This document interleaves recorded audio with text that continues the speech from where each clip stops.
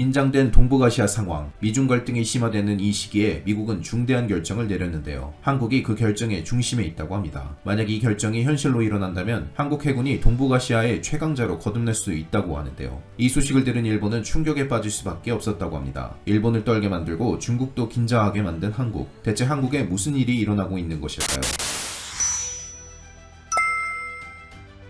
동북아시아의 긴장된 상황, 미중 갈등이 본격화되면서 이들 사이에 놓인 동북아시아가 강대국들의 군사무기 시연장이 되고 있습니다. 그 중에서도 가장 강력한 무기인 핵잠수함을 둘러싸고 미국과 중국을 비롯해 북한까지도 핵잠수함 스펙 경쟁에 몰두하며 긴장을 늦추지 않고 있습니다. 한국군 역시 한반도 주변을 둘러싼 강대국들의 움직임에 예의주시하고 있습니다. 특히 핵잠수함의 움직임을 예민하게 받아들이고 있는데요. 핵잠수함은 거리와 상관없이 강력한 핵미사일을 상대국에 쏠 수 있다는 점에서 가공할 만한 폭발력을 지닌 전략무기입니다. 최근 미국은 2045년 전력계획을 통해 오는 45년까지 최대 80척의 핵잠수함을 건조하기로 결정했습니다. 공격 핵잠수함을 매년 한 척씩 건조해 2045년에는 66척을 확보하는 것이 목표입니다. 2만 톤이 넘는 컬럼비아급 전략 핵잠수함도 확보할 예정인데요. 이 잠수함은 사거리 12,000km 이상의 잠수함 발사 탄도미사일인 트라이던트2 D5를 16발 탑재가 가능한 제원으로 미국만이 보유할 수 있는 비대칭 전력입니다. 대립각을 세우고 있는 중국도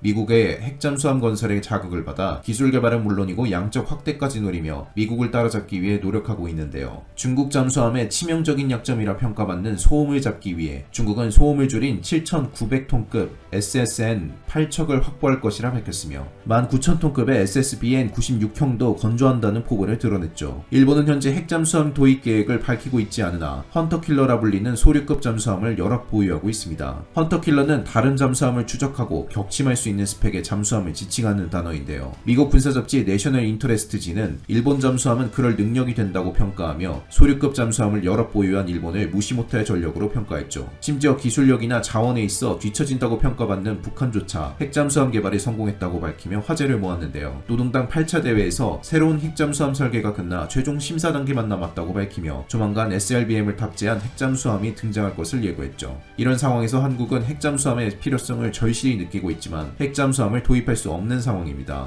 이는 한국이 능력이 부족하거나 돈이 없어서 불가능한 것이 아닌 미국과의 외교적 관계가 가장 큰 걸림돌이기 때문입니다.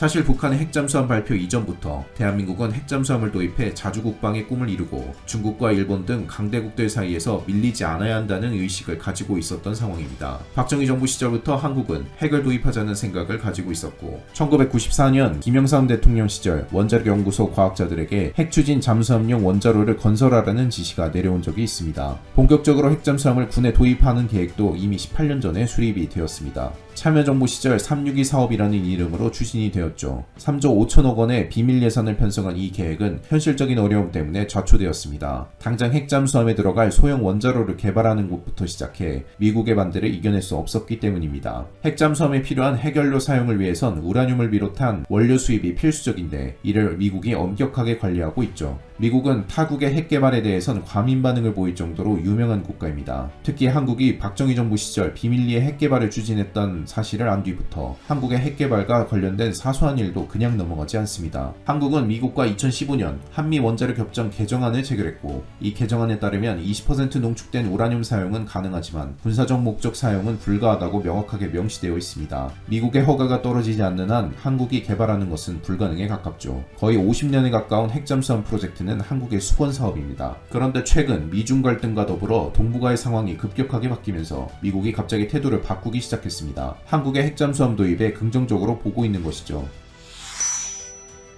작년 청와대는 김현종 청와대 국가안보실 2차장을 통해 미국 측의 핵잠수함 개발 필요성과 계획을 설명하며 핵연료 제공을 원했습니다. 트럼프 행정부 시절에 미국은 이 제안을 거절했는데요. 어떤 나라에도 핵잠수함 연료를 판매하거나 넘기지 않는다고 밝혔습니다. 하지만 조 바이든 행정부가 2021년 집권하고 중국의 부상과 동북아의 정세가 급격하게 흔들리면서 중국을 견제해야 하는 미국의 필요성이 커졌기에 한국 핵잠수함 건립에 이전과 다른 답변을 내놓았습니다. 올해 3월 로이드 오스틴 미국 국방장관은 한국을 방문했는데 했는데요. 한국이 핵잠수함을 도입할 수 있는지에 대한 질문이 나오자 그는 한국 정부가 답하는 것이 맞다고 답변했는데요. 과거 트럼프 정부였다면 단칼에 거절했을 미국이지만 바이든 정권이 들어서면서 기조가 바뀐 것을 확인할 수 있었던 순간입니다. 게다가 미국은 한국에게 2억 5천만 달러의 무기 판매를 승인했는데요. 미 국무부는 보도자료를 통해 정밀 유도 무기와 관련한 장비를 승인하고 레이저 정밀 유도 장치와 관련 부품도 판매할 것을 약속했습니다. 무기 기술 지원 역시 한국에 제공하기로 되어 있죠. 민감한 국제 정세 속 미국이 2억 5천만 달러나 되는 무기를 승인해 준 것은 한국을 중요한 파트너로 인정하는 것뿐만 아니라 중국을 견제할 만한 유일한 국가로 평가했기 때문에 가능한 일입니다. 또한 미 의회에서도 한국 핵잠수함을 인정하자는 여론이 나오고 있으며 미국 정부도 전과는 달리 전향적으로 검토하고 있다는 백악관 관계자의 말이 나오면서 한국 핵잠수함은 올해 말 가시화될 것으로 점쳐집니다.